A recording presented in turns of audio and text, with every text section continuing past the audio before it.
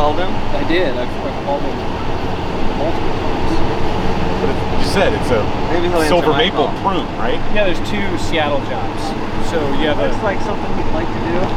Yeah, it's weird. And it's safety meeting day, too. Yeah, so Foreman's not even here. He's not show up? answering. He's also the safety coordinator, does our safety meetings. Yeah. He's not here.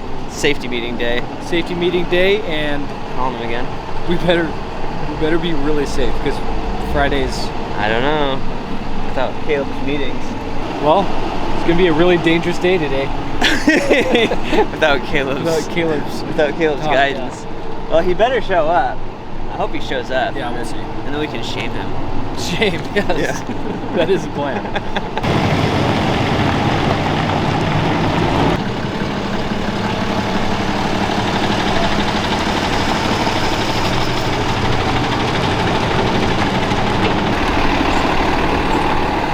When I was a kid, my dad thought that we could save a lot of money if he started raising catfish. So for a while we lived in this single wide trailer when I was little, and my dad was raising catfish in the bathtub. It was just crazy because when you're a little kid you don't think anything of it. So I'd be going to the bathroom in there, and there was just this like tub full of black fish swimming in there. And to feed him, he somehow procured these, like, he'd get like boxes of frogs, and he would just let them loose in the bathroom, and they would find their way to the water, and then they would get in there and the catfish would eat them, and that's how he raised the catfish. And then eventually they got big enough and we ate them. And yeah, I was really little, so I don't remember exactly like what my mom thought about the whole thing, but I don't think she was overly excited to have, a hatchery in the bathroom. But yeah, we straight up had a tub full of these big black catfish swimming around in there. Glad you guys could make it. You got here before we did, so not bad actually. Yeah, it is a really big tree. Yeah, so this is a good example of having a tree. It's just a big tree in a small backyard, so we're trying to shorten it up a little bit. You can see over here, it's all up in the wires. So in the power lines over here, and then the communication wires here. And the low branches are, encroaching on the livable space in the backyard. So we're going to raise the canopy a little bit. And we're going to try to bring this. We're just trying to make the tree a little smaller, trying to contain it because they want to preserve the tree. They like it. It's a nice tree. It's a silver maple, but it's a very broad tree. So we're just going to try to contain it a little bit, and it should be pretty fun, and it should go pretty well. It actually, I think it's going to look really nice when we're done, Caleb. Oh yeah.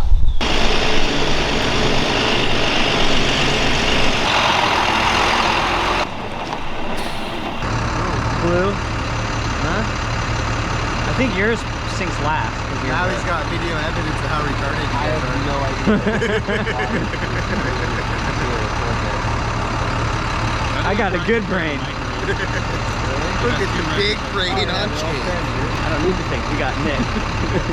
You hold the top button until it starts blinking. So everybody holds it until it starts blinking, and then Caleb taps it once and it should sink them all. Blinking.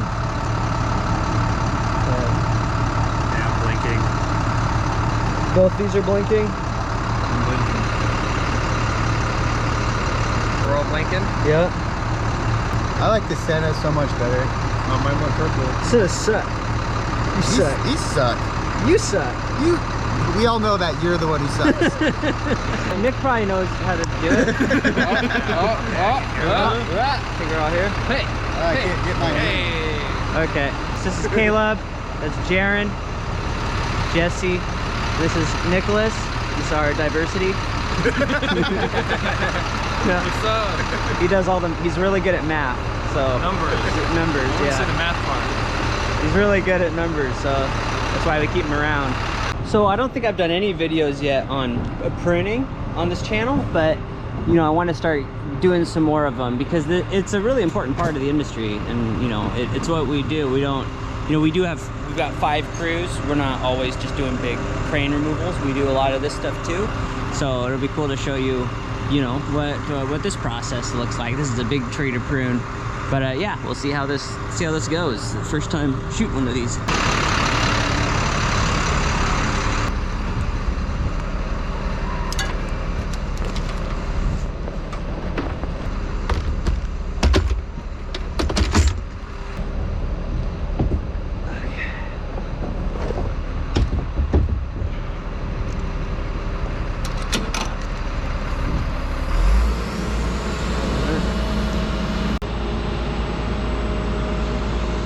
this is gonna be awkward. Oh, now you want to do the safety meeting. Forget it. It's too late. Dude, I don't know if I'm gonna be able to get your rope in there for a while. I gotta clear all this stuff. Maybe.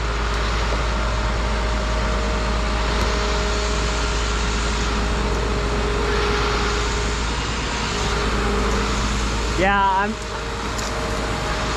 I don't know that I'm gonna, I mean, I don't think I'm gonna be of any help getting you up here, Caleb. I can't get to that side. I'm just gonna throw your line back to the base of the tree. So I'm trying to just set Caleb's rope for him, but I can't get to that side of the tree, so he's just gonna shoot a line up there.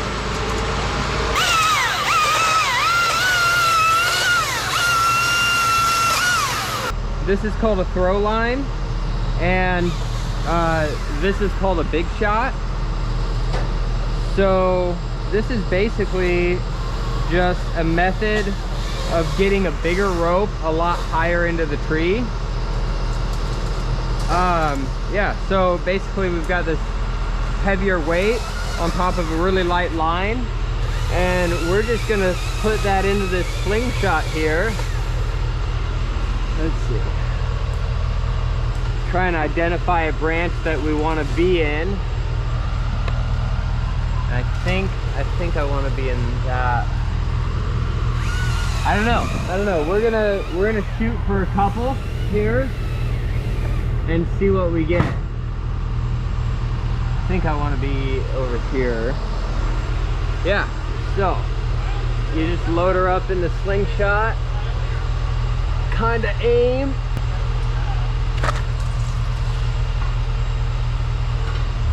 Let's see. I might have gotten that one a little too high.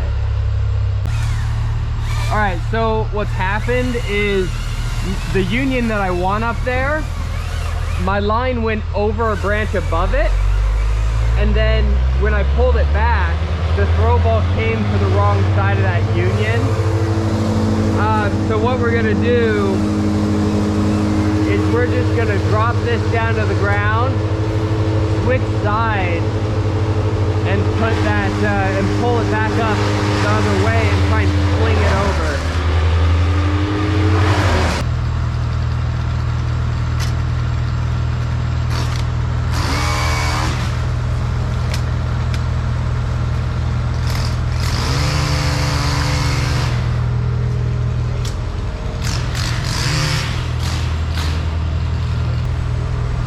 So, setting up to ascend a tree like this, we tend to just pull a lot of line into the system, and then we'll come over to the base of the tree and we'll pop it on over. Do our best to hit Jesse.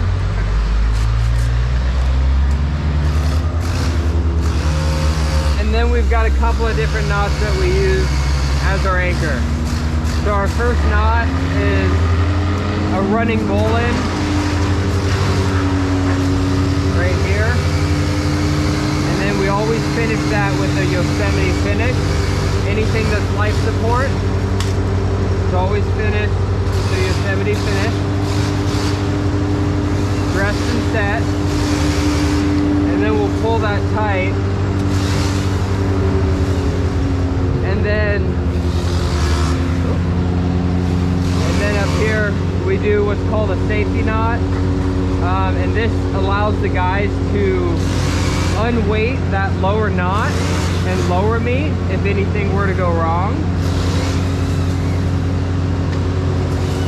Now we got that. Let's see. Hey Jared, can I have you weight this with me? See if we break this thing. Oh, that feels good. Okay. That was exactly what I needed. That broke the little branch. All right, let's really give it a weight now. Okay. All right, so now that we've gone through and we've set our line, we've weight tested the line. now it's time for the fun stuff. We get to ascend up and do some work. So my climbing setup is quite a bit more complicated than the majority that you're gonna see. I've got a very, very long lanyard, and that kind of assists me in getting around the canopy. I can throw that around the canopy and hook onto stuff and pull myself over if I need to. And then I have a knee ascender, and on the back of my harness here, I have a foot ascender. And these help me get up the rope, allow me to walk the rope like a ladder, almost.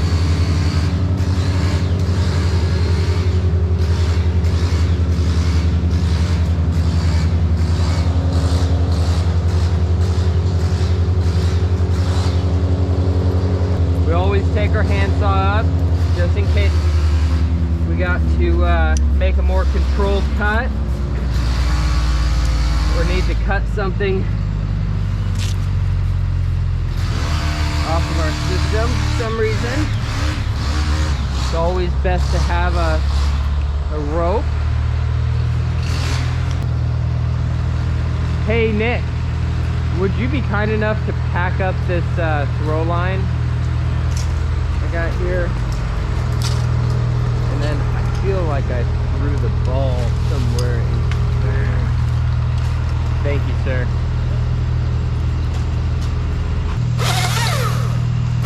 Nick, if you throw 300 feet of throw line 150 feet in the air, how much throw line did you just throw in the air?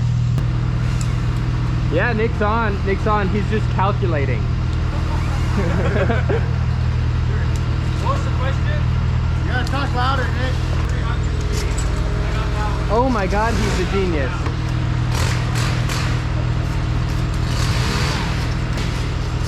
So something else about this system is this little accessory carabiner here. This is gonna hold this system up close to my chest. That way, as I'm going up, if I sit back into it, this is gonna be held up high rather than sinking down low, hitting my ascenders. Because if you watch, as I go up, this ascender tends, and it keeps this out of the way.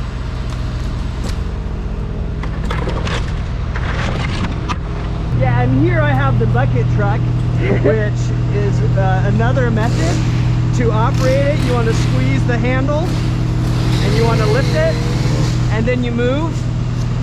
As you can see, I'm much faster than Caleb. At least twice as fast.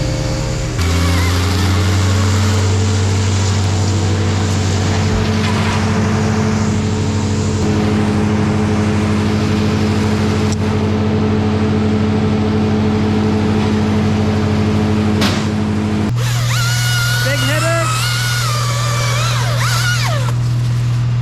What I'm doing is interesting too, Caleb.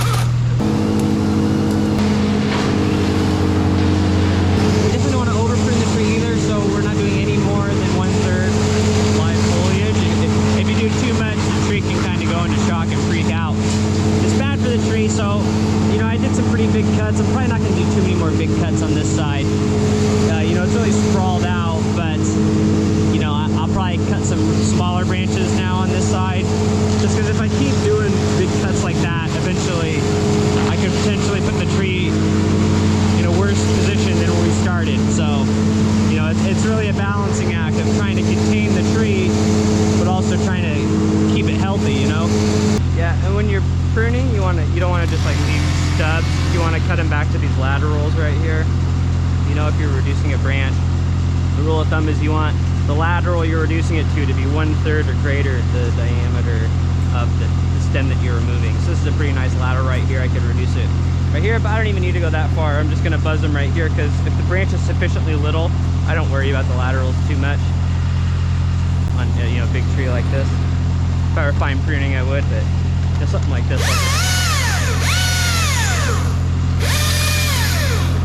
You know, and if this were like a Japanese maple or something, you know, that little tear right there would probably be a big deal, but it's a giant tree.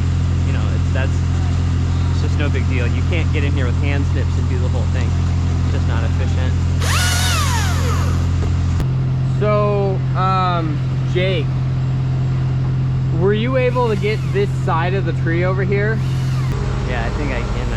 I think I can get this from this setup. So see here, there's a lot of tree over the neighbor's yard. There's a lot of tree over the neighbor's yard here. I want to trim it back so it's not encroaching on their property so much.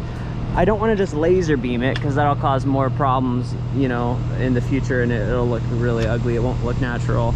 So what I'll do is I'll look for the very longest ones and I'll just remove those completely. So selectively removing the longest ones, and that reduces the overall length at which the canopy protrudes without compromising its natural structure, you know. So it just brings the whole canopy back and you've still got those long natural looking branches.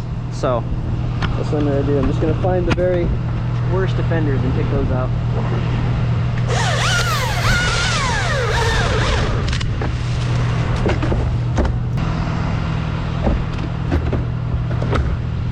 You know, so in this situation, I'd rather do a few big cuts than a whole bunch of small cuts. I think we're better off that way. And a lot of times when a tree's pruned well, you know, you don't necessarily want to look at a tree and immediately realize that somebody is just cutting on it, you know. So the more natural looking you keep it, the better. You can see what happens here. Somebody took this branch and they just buzzed it off right there, flat cut it, and then you get these epicormic shoots that grow off of it, and this big, you know, pot of it. This is not closing up that nicely right here. There's a lot of work that could be done in this tree, you know, like ideally the stuff that's crossing and rubbing, I'd want to take that out, but because we're already removing so much other material, stuff like this, in a perfect world, oh, actually that one's dead, so I will take that out, because no limit to how much deadwood you can take out. But you know, there's other stuff in here that's rubbing and stuff that might be nice to cut out in theory, but because we're removing so much material on the outside, we want to try to conserve some of that because we don't want the tree to freak out too much, you know. So maybe in a couple years we come back and do a more meticulous job thinning out the inside. All right, yeah, so what I'm doing here is redirecting. So personally, I liked that anchor point better than this scrawnier branch here. But this scrawnier branch is more central to the canopy. And we're gonna end up doing 2 or 3 more redirects to get over to that side of the canopy at one point. But this is gonna be the first step. So it's called a half hitch redirect. Cool, because we can tension this section. And then we can sit down on it. And it keeps that tension. My favorite. So this system that I'm climbing on, this is called a SRT system. It's a single rope technique. So what's cool about this is my device here moves up and down the rope rather than the rope moving around the branch to get me up and down. So no matter where I go, where I redirect, all my friction is going to be the same, and I can put as many redirects in as I want. Yes, and this is a single bucket technique. So I have one lift that I'm using, which is much easier to do than operate 2 at the same time. And as you can clearly see, Caleb is not the only person doing cool stuff right now. This is very cool. Set our anchor point for our rigging, and we're gonna take the rope, we're gonna feed it down a more direct path to the ground so it's not going over so many things.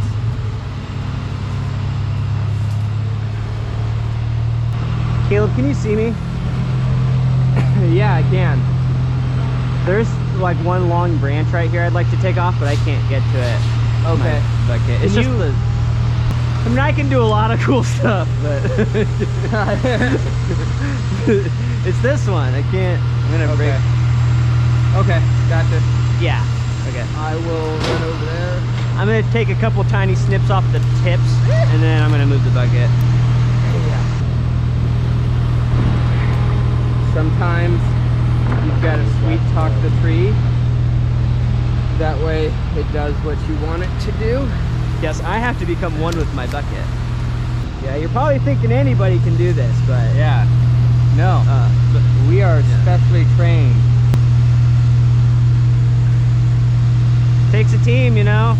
You in the tree, me in the bucket, Nick doing the math. Yeah, I can see the math. Jesse driving the truck.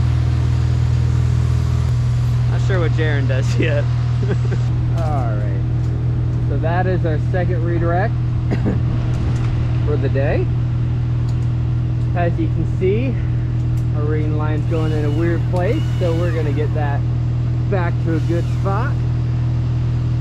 Take it and pop that over. Bring it back over to me. Now we're not rubbing anymore. Okay, so this side's done. I'm gonna move it. You know, it's not perfectly level, but you know, this isn't a hedge, it's a mature tree, so we want it to be, you know, somewhat natural looking, but we did get it pushed back from the wires, pushed back from the house, got it raised up a bit. I need to park somehow. I need to get that side. All right, Jesse, I'm gonna start making an undercut and then I'm gonna have you pull up on it.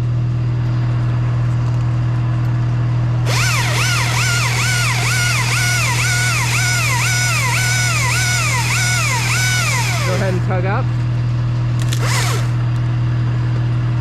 Yep.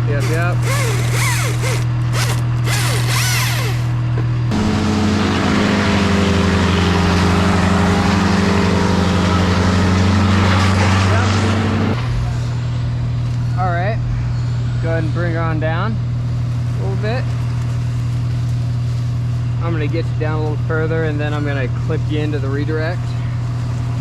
All right, go ahead and hold.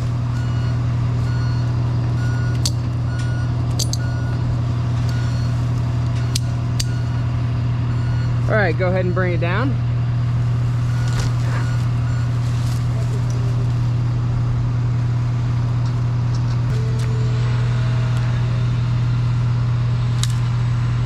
My God, my triceps are so locked up right now. Why? Oh, because Caleb's a bodybuilder now.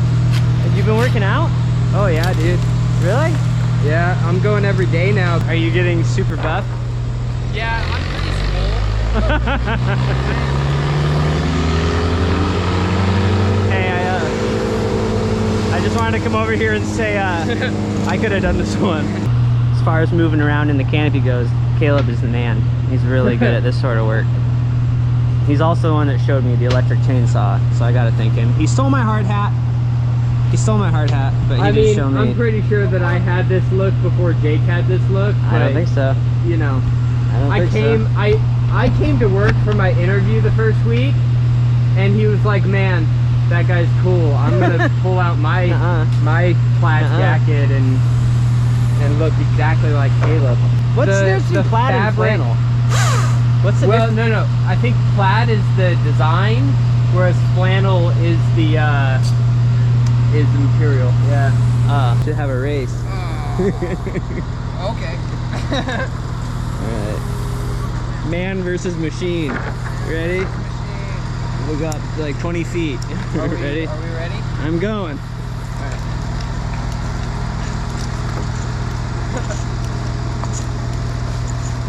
That's not fair. I don't know how it's not fair, but it's not fair. You guys could probably see that over there my rope was barely touching the ground. It wasn't even touching the ground. It was like head height to Jake, which is pretty darn close to the ground, but it was like head height to Jake. And that's because it's probably pretty obvious, but it's because as we do these redirects, you can see we're taking line up now, going horizontally rather than vertically. So with every horizontal foot, we'll of course lose that vertical foot. You're always in the way, Jake. This is my time. I'm a star. Get out of my shot. You're like a sidekick, okay? I'm Batman. I'm Batman, you're Robin. All right. So we got a thing. We're gonna roll some rope around a bit. That'd be cool. So we've got our hook kind of over a branch. Now ideally we would have been able to shake that thing back into the stem here, but we had this little twig in the way. So just get the twig out and then go back to where you Yeah. were. I don't really want to do that, but we will advance up a bit further since we're out here. So we're gonna throw it to the tip. All right, so that's a good one. So we got that one sitting in the union. The captain hook's pretty sick because it's built in a way that it orients itself on the branch. So I don't know if you could get a good shot of that orienting. I got the captain hook and I've got this positioner 2 here. Now the positioner 2 doesn't lower really well on single rope, but assuming that, you know, you're inspecting your cams properly and everything's in good working order, it does hold weight really well. So a lot of times I'll just take my lanyard positioner and I'll just switch it to my floating bridge here, just straight onto the floating bridge, and then I'll use that to kind of work position here, get myself out to the branch that I want. All right. And then I kind of just push the captain hook over the branch, bring it back to me, and depending on the situation I'm in, I'll hook the captain hook back to me, or if in this situation, no, we got one more. If we've got the, if I'm stable enough, I'll take the hook off, I'll put to my harness for a solid anchor point. But anytime I'm using the captain hook, we're not using it as a primary tie-in. It's not meant to be life support. So this is a tricky branch because, you know, we want to lift the canopy up so they've got more room in their yard, you know. And so we're trying to lift the canopy up for various reasons. But the problem with this is it's not a huge branch right here, but it's taking up a lot of space. But I don't have any good sustainable laterals to cut this back to. So a branch like this, if I wanted to remove all this foliage, I'd have to cut it all the way back to the trunk there. And you can see, I mean, basically you'd get like a little bit of clearance, you know, at the expense of making a huge wound right here. Like you can see the tree hasn't even closed up that wound from a while ago. So, you know, that one would be like 5 times the size, and it'd take a long time for the tree to close it up, all the while it's susceptible to get, you know, pests and decay in there. So I don't want to make that big of a wound for that little of reward. So it might look a little funky and spindly, but I'll just cut the secondary branches off that for a while, and I'm gonna leave that. I think this tree would honestly look nicer without this on it, but it's just gonna make such a big wound. I just don't think it's worth it. So see, that branch is kind of gangly, kind of, frankly, it looks sort of weird, you know, but a lot of this pruning stuff is really, you kind of go by your gut, you know. So like I said, I've kind of sacrificed a little bit of aesthetics for the health of the tree. So I'm leaving that one, and you know, there's no really, a lot of times there's no right or wrong answer. It's not that clear what should be done. You're using your best judgment, and it's always a balance because this tree's in somebody's yard, right? We're worrying about aesthetics and the utility of the tree, right? So we want to accomplish their goals by creating more space, you know, and trying to preserve the tree, but we're also trying to, you know, we want the tree to look nice, you know. So it's a balancing act, you know. And no two people are going to prune the exact same way, and you might have cut that whole thing off, and that might have been just fine, you know. But that's what I'm going to do. And the worst part is sometimes the customers don't really understand that. You got to explain it, you know. I can't reach anymore, Caleb. Coming out of the bucket. So let's see. Do you see a lot of structure pruning to do up there? It looks pretty clean, honestly. I honestly see like raising the canopy right here a bit, and I don't really see that much more to do.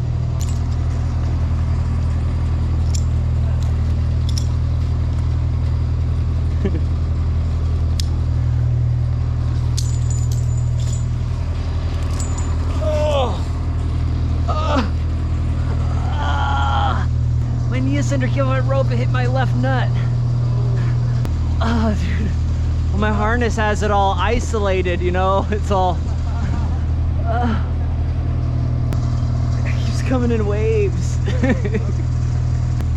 I keep thinking the pain's over. It just starts over.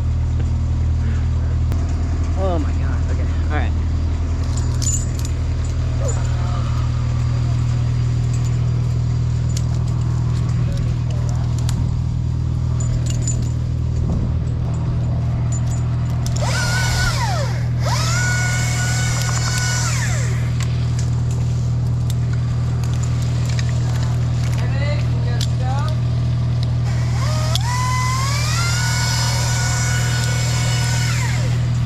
Now that I'm up here, see the time I saw and kept my rope nice and stiff.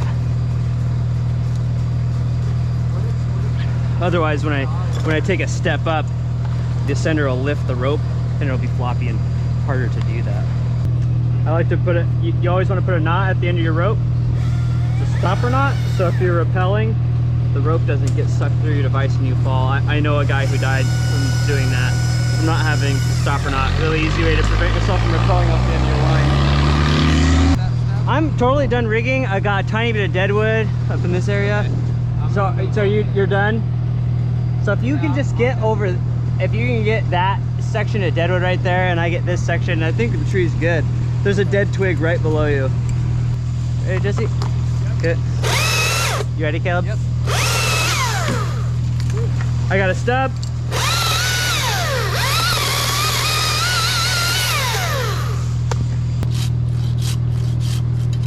Hey Jesse, see this lateral right here? Does it stick out really far? What do you think about me cutting this? Or should I leave it? It's kind of a big wound, but... Yeah, it sticks out further than anything on this side. So, okay, I'll just take it.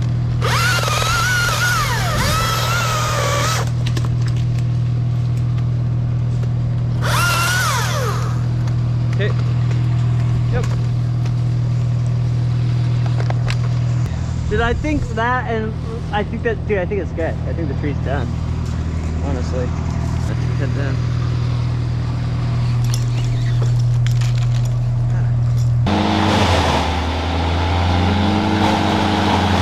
Yeah, so this tree's done. That's it. It's fun working with the guys. So, you know, sometimes I hear stuff, you know, online like, you know, trees in the woods are fine. They don't even need to be pruned. Well, yeah, trees in the woods are a lot different than trees in residential areas. You know, the trees in the woods, they're not around houses and power lines and everything. So the best thing you can do to preserve your tree is to maintain it, get it pruned.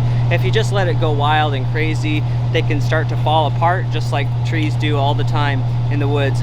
Not all, the minority of trees live hundreds of years. You know, trees are falling apart all the time, so it's best to just maintain them. And like I said, if you just let it go like crazy, eventually all the neighbors are in the neighborhood, they're going to be all angry and they're going to want the whole thing cut down. So, you know, just keep it maintained, and in the end, that's the best way to preserve a tree like this. This is a really nice tree. It's a silver maple, and I think it looks pretty good now. So yeah, I think it's great. Oh, we should do another question. Yeah. So, question of the day. Yeah. Where'd it go? So, happy birthday says, great job guys. Do I need to have a beard to join your team? Yes. You don't. Yes.